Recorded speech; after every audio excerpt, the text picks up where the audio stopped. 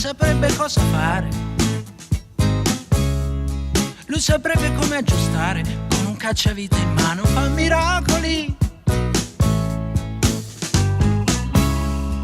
Ti regolerebbe il minimo, alzandolo un po', e non picchieresti in testa, così forte no.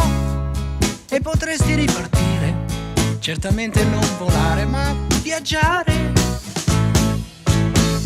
Sì, viaggiare, evitando le buche più dure, senza per questo cadere nelle tue paure.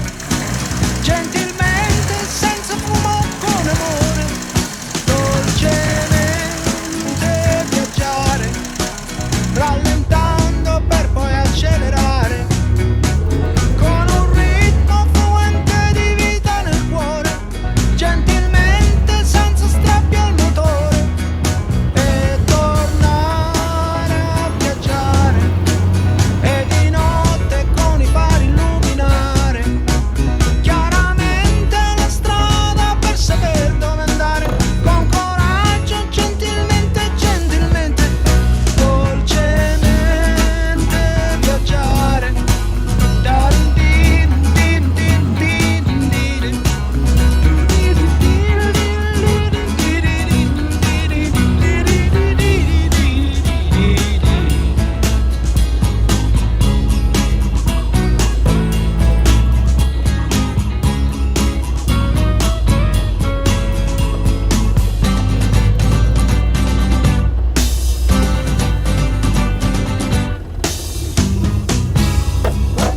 Quel gran genio del mio amico, con le mani sporche d'olio, capirebbe molto meglio, meglio certo di buttare, riparare, pulirebbe forse il filtro, soffiandoci un po', scinderesti poi la gente, quella chiara dalla no, e potresti ripartire, certamente non volare, ma viaggiare.